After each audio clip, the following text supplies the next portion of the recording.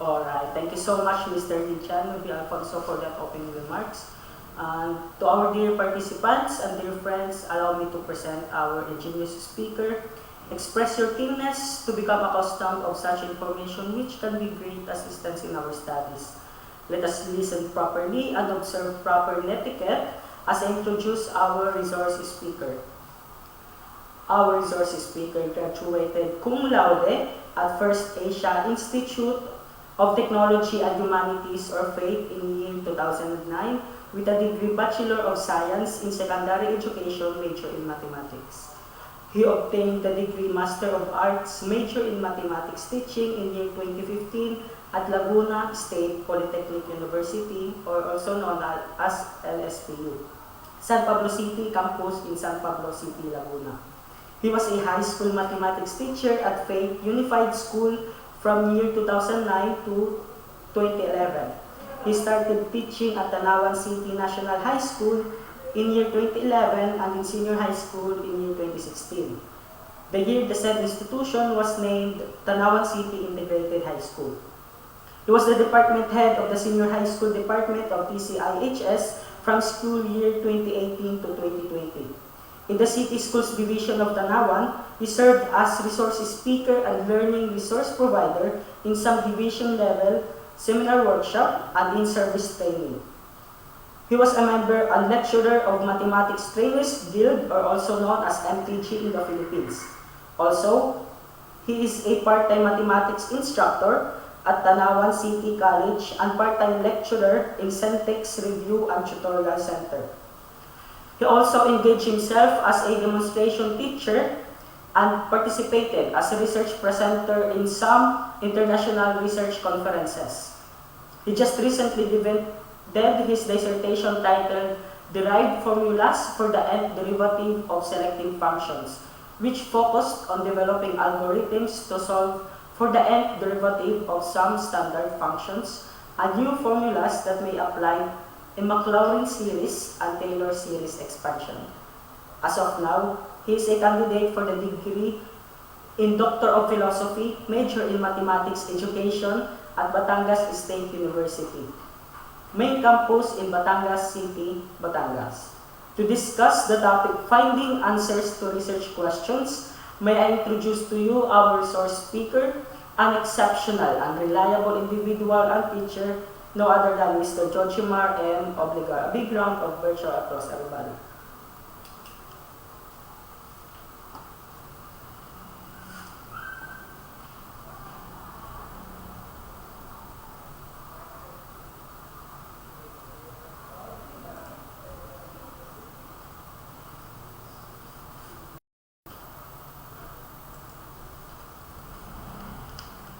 Good afternoon, sir.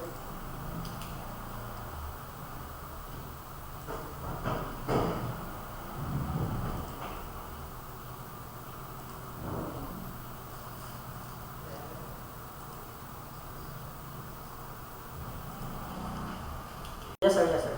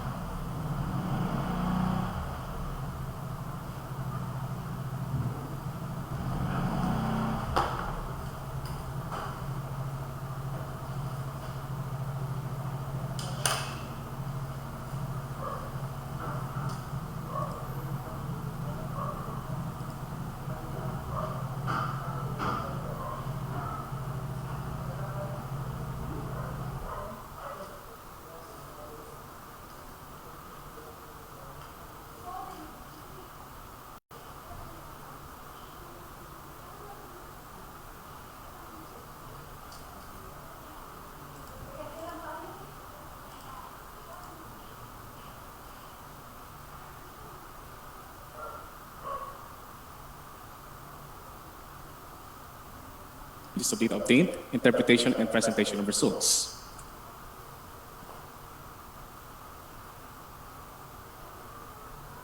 Using suitable techniques.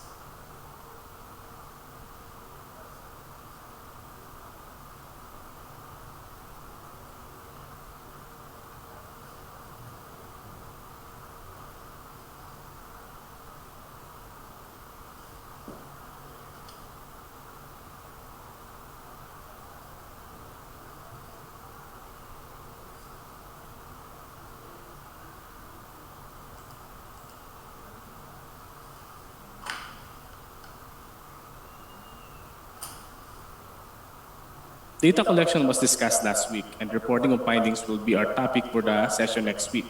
So today, we'll be focusing on data analysis. But first, what is data analysis? It is the process of systematically examining data with the purpose of focusing on useful information. Data analysis is the foundation of scientific research. Here are some research methods that is used in qualitative research. For data collection, we are conducting one-on-one interview, focus groups, ethnographic research, case study research, record keeping, and process of observation. In qualitative data analysis, we are following necessary steps. For data collection, we perform observation, interviews, document, and recording. During the data collection, we perform selection, focusing, simplifying, abstracting, and transforming. To present our data, there are times that we use matrices, graphs, networks, or charts. And to draw conclusions, we give meanings, we do confirming, and verifying. Qualitative data conventionally are presented by using codes. Codes are raw data and should be compiled and analyzed, not just listed. There should be an explanation on how the codes were chosen and how to analyze qualitative data. So we need to follow these steps. First, prepare and organize your data. Print out your transcripts, gather your notes, documents, or other materials. You should mark the source, any demographics you may have collected, or any other information that will help analyze your data. Second, review and explore data. So this step will require you to read your data probably several times. To get a sense of what it contains, you may want to keep your notes about your thoughts, ideas, or any questions that you have. The third step is to create initial codes.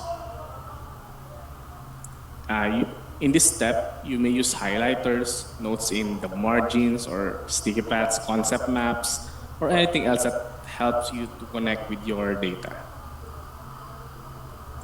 And then, review those codes and revise or combine into themes. Identify their current themes, the language used, the opinions, and the beliefs. And then present the themes in a cohesive manner.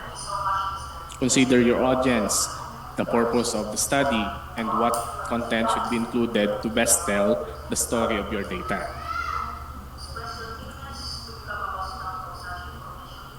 In qualitative data collection, here are some ways that we use. We use interviews, observation, group discussion, and survey.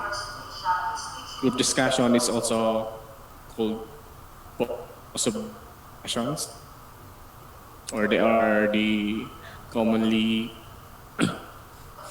used terms FGD. For quantitative data collection, we do document review, observation. There are times that we use surveys and questionnaire, interviews, and we use probability sampling. Probability sampling was discussed last week, and the Rouse of sample size calculator was introduced to us. So since we have a new normal setup today in terms of survey and questionnaires, we are engaged in using Google Forms or any other platforms that we can use in data collection. So what is quantitative data analysis? So first, we should determine what are the quantitative data. Those are the fractions, numbers, and percentages. To understand the numbers standing for your information, you need to analyze them. You have to examine or study them. Do not take the data as it into its components. You may separate it between or among the parts to discover the orderly or sequential existence of these parts to search for meaningful patterns of the components, and to know the reasons behind the formation of such variable patterns. Take note that you should examine each part or element to see the relationships. And take note that quantitative data analysis is time consuming. It is time consuming because it involves series of examinations, classifications, mathematical calculations, and graphical recording, among others. So those are the examples. Hence, a thorough and advanced planning is needed for this major aspect of study. And in quantitative data analysis, it is very important for us to know what scale of measurement and what is statistical treatment. Speaking of scale, the most commonly used scale is the Likert scale. It is a type of scale used in survey research that measures respondents' attitudes towards a certain subject. Likert scales are single choice and close-ended questions. And the primary benefit of using a Likert scale is that it provides more granular information on people's attitudes towards subject compared to simple yes or no question type.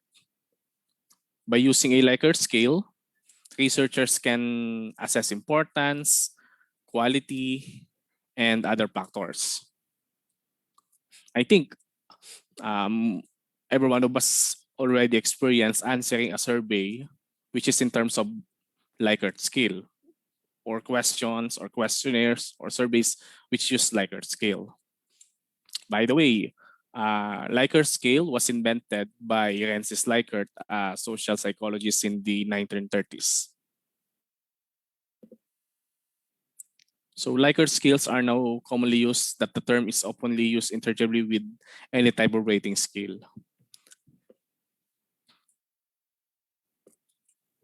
So we have different scales for different situations. We have a Likert scale if you are asking for agreement, satisfaction, likelihood, or if you want to rate something from good to bad. So here, for example, in agreement, we have strongly disagree, disagree, neither agree nor disagree, agree, and strongly disagree.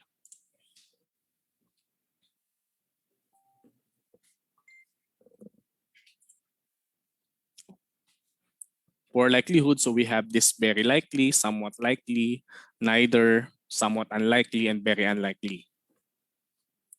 It's up to you if you want to use a 5-point Likert scale or you just want to use 4. There are surveys or existing surveys that even use a 7-point Likert scale. We also have scales for frequency, importance, possibility, and effectiveness. Personally, I prefer the 4-point Likert scale.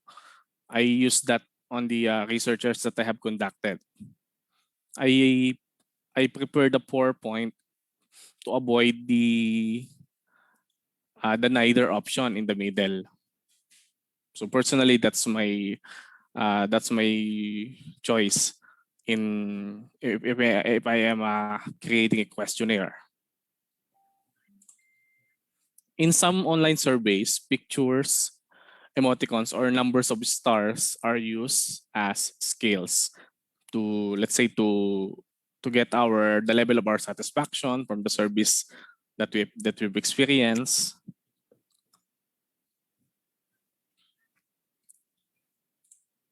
Okay. So most of the time we use Microsoft Excel to solve for the weighted mean and composite mean.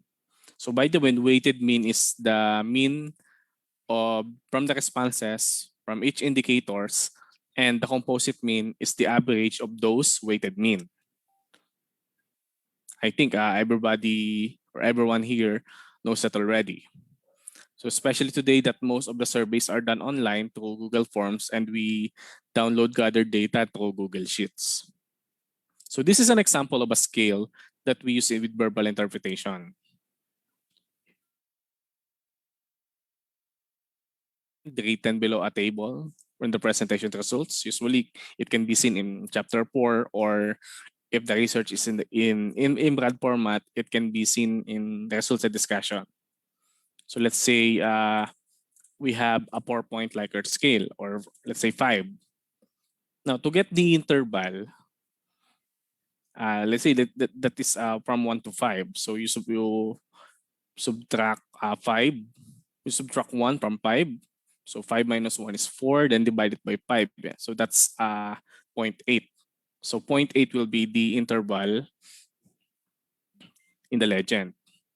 So for example, this one, so we have 1 to 1.8 never, 1.81 to 2.6 rarely, 2.61 to 3.4 sometimes, 3.41 to 4.20 often, and 4.21 to 5 always. If we will be using a 4-point Likert scale, for example, we're going to have something like this. So how are you going to get the interval? So you subtract 3. Well, you subtract 1 from 3. So 3 minus 1 is, I'm sorry, 4. 4 minus 1 is 3. 3 divided by 4 is 0.75. So 0.75 will be the interval for each corresponding verbal interpretation. So let's say we have 1 to 1.75 strongly disagree, 1.76 to 2.5 disagree, 2.51 to 3.25 agree, 3.26 to 4 strongly agree. And let's say if we get our weighted mean or composite mean, so we are going to determine where the mean will fall, and that will be the corresponding verbal interpretation. You could use the other verbal interpretation that was presented earlier. Okay? So now let's proceed to parametric statistics. Parametric statistics is a branch of statistics which assumes that sample data comes from a population that can be adequately modeled by a probability distribution that has a fixed set of parameters. So meaning to say, in parametric statistics, we are going to use parametric tests. Parametric tests are statistical tests for population parameters such as means, variances, and proportions that has an assumption that populations are normally distributed. Parametric tests are usually used in quantitative research. Now, when we say that the populations are normally distributed, so we are using a probability sampling. So if we have parametric tests, we also have non-parametric tests. So what are those so what is a non-parametric test? So it is a distribution-free statistics which is used when the population from which the samples are selected is not normally distributed. So if the population is if we didn't use probability distribution, so most likely we will be using a non-parametric test. In short, what is the difference between a parametric and non-parametric test? So like what I've said earlier, last week, sample or rows of sample size calculator was discussed to us. That is an example of a sampling method using probability distribution because there is a certain percentage that is calculated and a number of sample from the population is suggested. If you employed probability, you would use a parametric test to statistically analyze your data. Parametric tests are used only where a normal distribution is assumed, while non-parametric tests make no such assumptions. Now, so let us proceed to different types of tests. Okay, so I want you to take note of what we're going to discuss because I may ask some questions later. So for type of tests, we have correlational, comparison of means, and regression. So these are parametric tests. And then we're going to have some non-parametric tests. So there are lots of parametric and non-parametric tests that can be used to analyze data in different situations. Today, we will be discussing some basic tests only that our teachers and students may use in their research. Usually, statistical tests are used to answer a research question, particularly to statistically test a hypothesis. So in our research objectives, we have a hypothesis, and then there is a question, one of the question in the research objective that is in line with our hypothesis. Usually, uh, those questions are in the last parts of the research objectives. First, let's have the correlational. This test looks for an association between variables. Again, association between variables. So let's have the most commonly used correlational tests: the Pearson correlation, Spearman correlation, and chi-square. Okay, so please take note of that. Under correlational, we have Pearson, Spearman, and chi-square. So first, let's have Pearson correlation. Pearson correlation tests for the strength of the association between two continuous variables. For example, so this is an example of a research question. Is there a significant relationship between senior high school learners and trans-exam scores and their midterm average grade for the first semester? The keywords here are continuous variables. So if we are dealing with continuous variables, then we will be using Pearson correlation as our test. So based on our question, what are the continuous variables that will be correlated?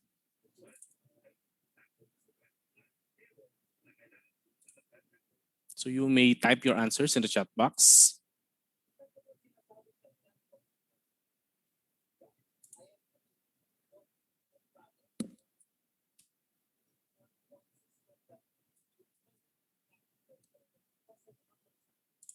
Okay.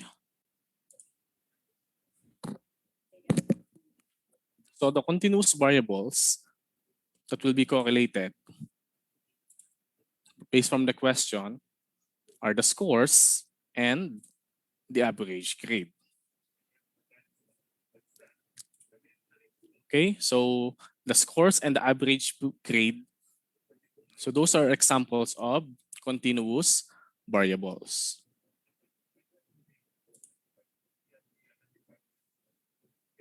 Is it clear? Now let's proceed to Spearman correlation. Spearman correlation tests for the strength of the association between two ordinal variables. For example, is there a significant relationship between the parents' educational attainment and their children's? The keywords here are ordinal variables. What are the ordinal variables here?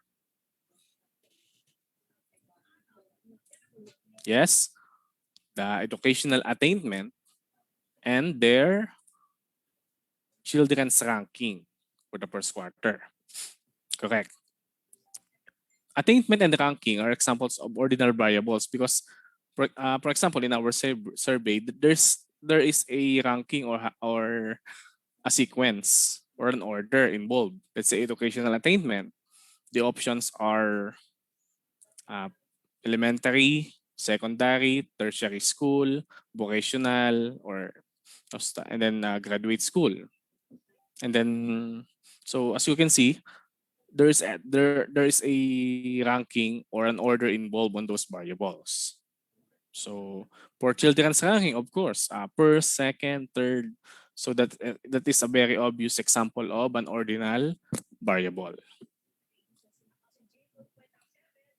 So for us to determine what type and what test should be used, the first thing to do is for us to determine the variables and then determine what kind of variables will be correlated. Okay, so now let's have chi-square. Chi-square is used to test for the strength of the association between two categorical variables.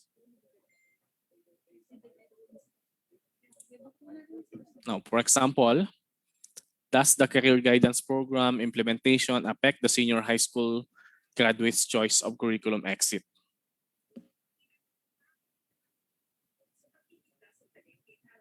So what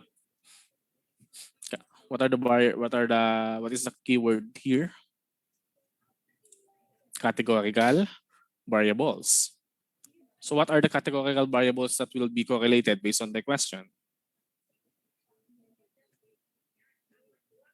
Yes, the implementation and the choice of curriculum exit.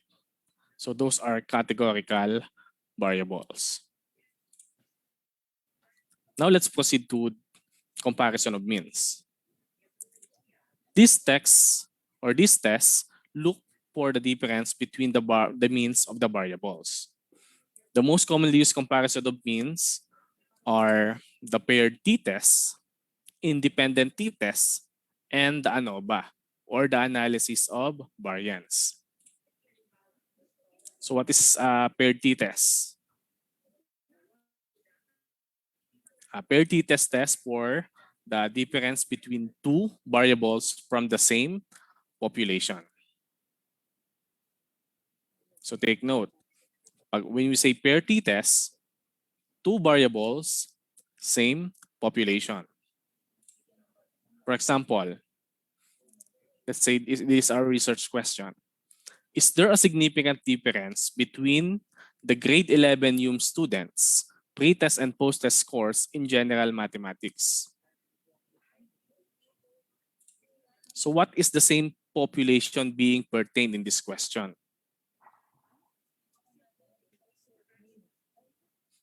Yes, the respondents, the grade 11 UMS students.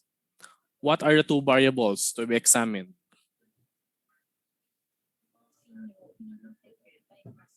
The two variables to be examined are the pre-test and post-test scores.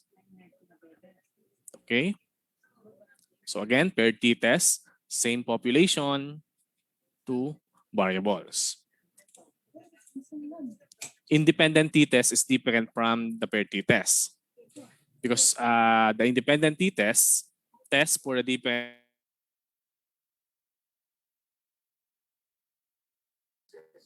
take note, same variable, different populations. For example, do male and female learners have significantly different basic education exit assessment test scores? So what are the different population being pertained in the question? Different populations? Yes, the male and female learners. What is the same variable to be examined? The same variable to be examined is the basic education exit assessment test score. Okay. Now, when to use, for example, in your action research for teachers, let's say let's say you're going only to utilize one section. If you're going to use one section, let's say you're going to use an instructional material, and then you're going to test the effectiveness of that particular instructional material. You're going to make an action research out of it. So you are going to use paired t-tests. But let's say if you want to do a comparative study, let's say you are conducting an action research and your respondent, let's say two sections. One section studies through synchronous learning, then the other section is are studying through asynchronous learning, and you want to compare their performance. So in that case, since you will be utilizing two different populations, you are going to use independent t-tests. But make sure that the variable are the same. I hope those things are clear. If you have questions, you may type your questions in the chat box, and we're going to entertain it or answer it later during the Q&A. So take note, difference between C-test and T-test. C-test is used when sample size is large. So N is greater than 50 or the population variance is known. T-test is used when sample size is small,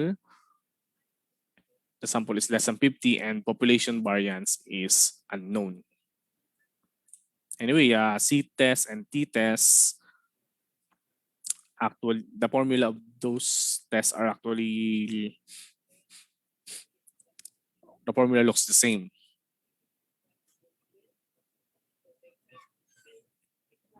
But nowadays we're using statistics software to perform those tests. Next is the ANOVA or the variance. ANOVA is used to test for the difference between group means after any other variance in the outcome variable is accounted for. For example, sex, income, age, monthly family income, parents' educational attainment, and other most commonly person or respondents related variables. For example, do preschoolers of low, middle, and high socioeconomic status have different literacy test scores? So what are the groups being pertained to in this question? What are the different groups? So those are the low, middle, and high socioeconomic status. The variables to be examined is the literacy test score. So take note that there are types of ANOVA analysis of variance. So we have the analysis of covariance, multivariate analysis of variance, multivariate analysis of covariance, and we also have the two-way ANOVA. So in different situations, this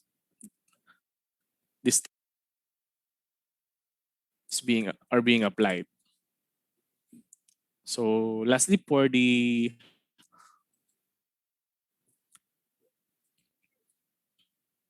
metric test, the regression, this test assess if change in one variable predicts change in another variable. So in regression, we have simple regression and multiple regression. For simple regression, it tests how change in the predictor variable predicts the level of change in the outcome variable. The keyword here is predict or predictor. For example, to what degree do entrance exam scores predict college freshman GPA?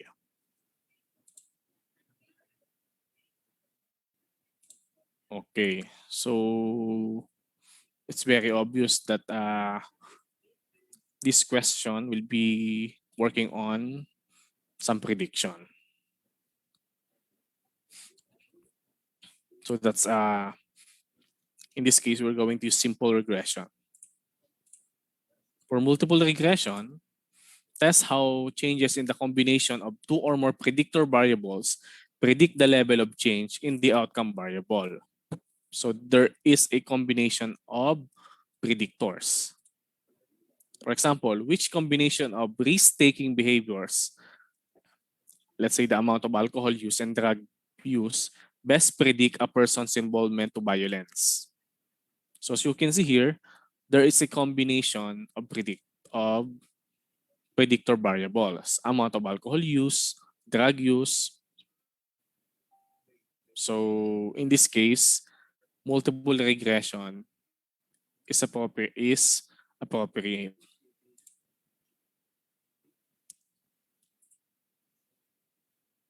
So behaviors and then involvement. Those are the variables to be examined. So we also have non-parametric tests.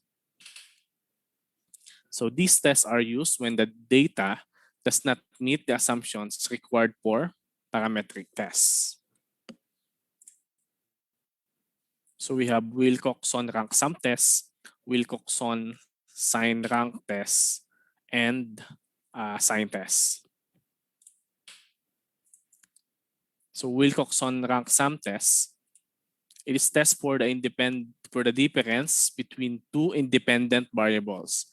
Takes into account magnitude and direction of difference. For example, comparing the satisfaction of two groups of students in different actors, 25 participants. Comparing the satisfaction scores using a pre-test before the intervention and post-test after the intervention. So it is non-normal distribution. That's why we will be using a non-parametric test. So what are the independent variables? The independent variables, the pre-test before the intervention and the post-test before the or after the intervention.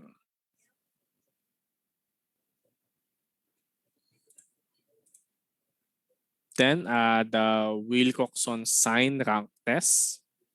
It is test for the difference between two related variables.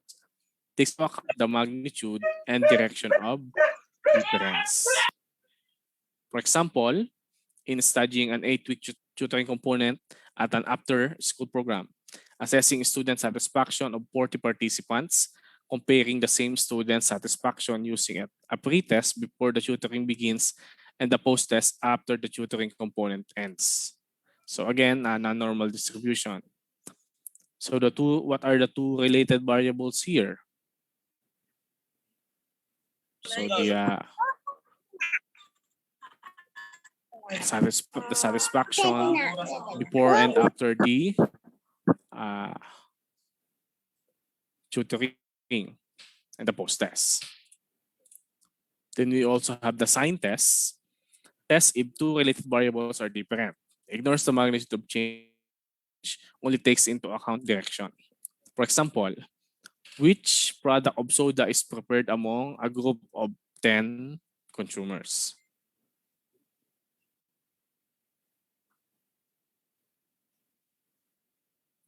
Okay, so there is a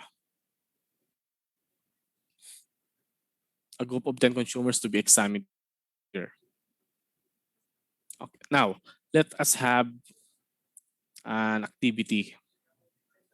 So let's call this what type and test. I will present some research questions and you will tell me what type and what test is appropriate to be used. So you may type your answers in the chat box. So this activity will only include the parametric tests that were discussed earlier. So when we say type, correlational. When we say test, those tests under the correlational, Pearson, Spearman, and chi-square. Let's say the type is comparison of means. You're going to tell me if the test to be used is paired t-test, independent t-test, or ano ba. Then for regression, determine if simple regression or multiple regression. Okay?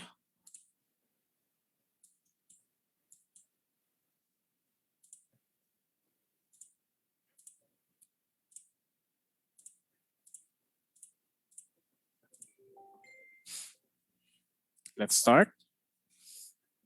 What type and what tests?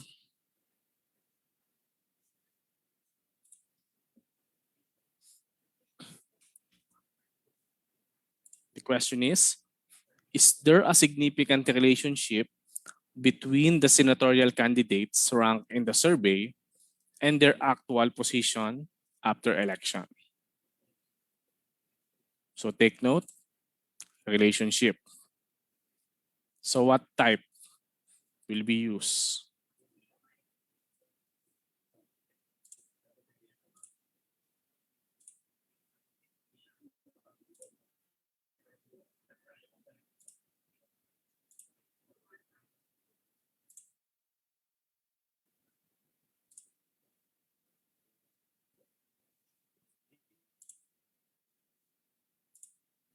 So since relationship, we're going to use, yes, correlational. Now, determine the type of variables. What are the variables involved? Rank in the survey, actual position. So the type of variables is ordinal. So since we have ordinal variables here, what is the test that will be used to statistically analyze, to statistically answer this hypothesis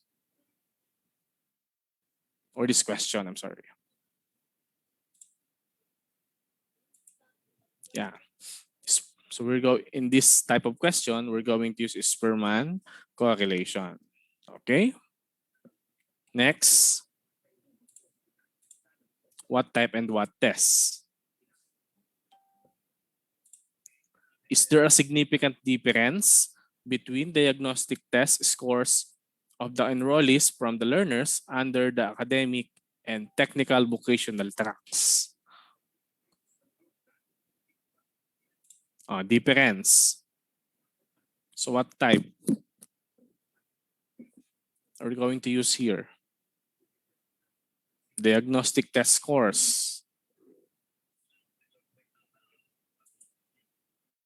We will use comparison of means, and then the populations are different because students or learners from academic and technical vocational track. So correct.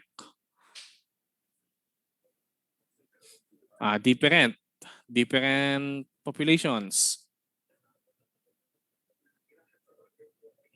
Thank you, Carla and Robbie. Independent t-test. Very good. And Reynalyn answered independent t-test. Okay. So I'm happy that you're able to determine it. Next, what type and what test? To what extent does the level of parental support significantly affect the student's academic performance? APEC.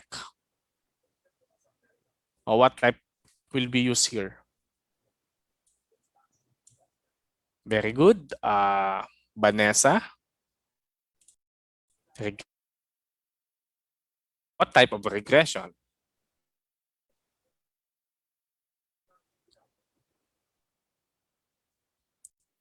Do we have a combination of predictors here or not? Thank you, Robbie, Carla.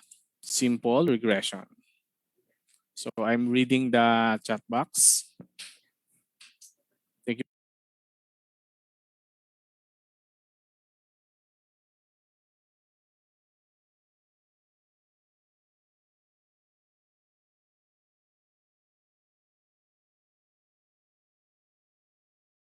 Bills.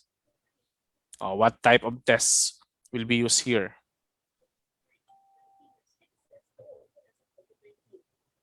So achievement, scores are involved.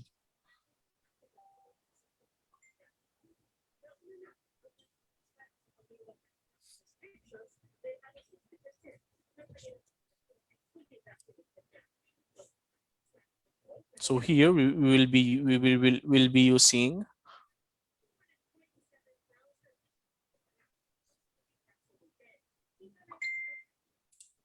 comparison of means.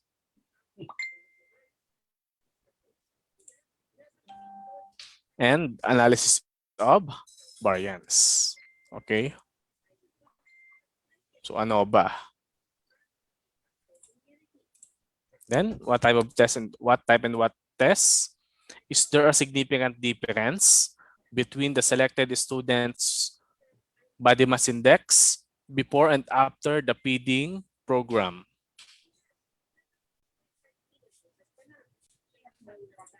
Difference before and after. Yes, comparison means. The populations here are same or different? Same. Very good. So if same and then comparison means same population, what test will be used? Paired D test. Very good.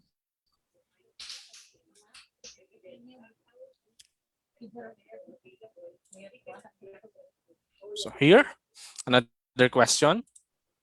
Is there a significant relationship between the Gilas Pilipinas field goal percentage and their scores in each FIBA World Cup games? Relationship.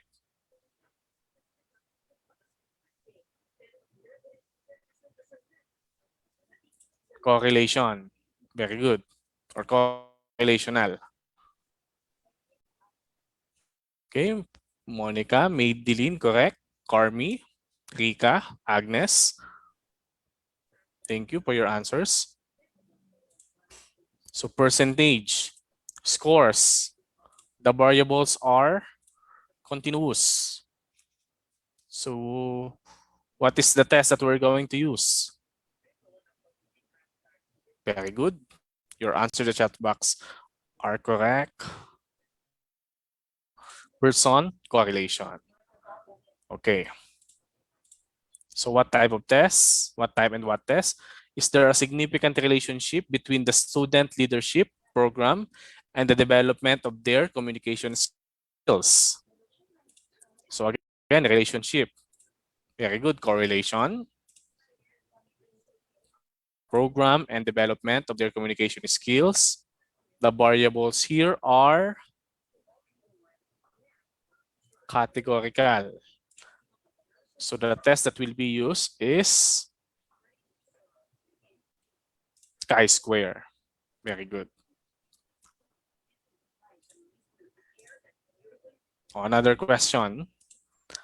To what degree do the series of rehabilitation programs, so physical, emotional, and psychological, those are the combination, best predict the recovery rate of the refugees from Marawi City? So predict. So very good. We're going to use regression. So what type of regressions? Since we have combination of predictors here. Uh, Thank you to our participants. You're very active. Very good. Multiple regression. Okay. So today we discussed the basic tests that we could use in our research. But learning how to perform those statistical tests is another thing. As you know, SPSS is one of the statistics software that we commonly use at present. If you want to learn how to use SPSS in data analysis, you may visit these links. So I will send this in our chat box. So learning how to use SPSS could take hours, days, or even weeks of training because there are different statistical tests that may be used. So later, I will be posting these links in our chat box. I'll be sharing this with you. So just some reminders. Accuracy, confidentiality, honesty. So validity and accuracy of your collected data. Treat it with utmost integrity and confidentiality to protect the privacy of the respondents, and it will serve as your protection. It will protect you as a you as a researcher. Then honestly collect and report your data, results, methods, and procedures, and even the publication results. If you are going to publish the publication status, if you are going to publish your study, so do not fabricate, falsify, or misrepresent the data. So use appropriate tests for your research. Then as young researchers and for our teachers here, uh, as uh, as teachers, let us conduct research with interest, passion, and love for our work. So let us be the best researcher that we can be and make our research the best research in its own and unique way. So because if you put your effort in your research, you will not be afraid to present it and share it with other people. So always remember that every research is a contribution to knowledge, and it may serve as a springboard to another development. So do or conduct your research in a very excellent way, because through research, we will achieve progress. And always remember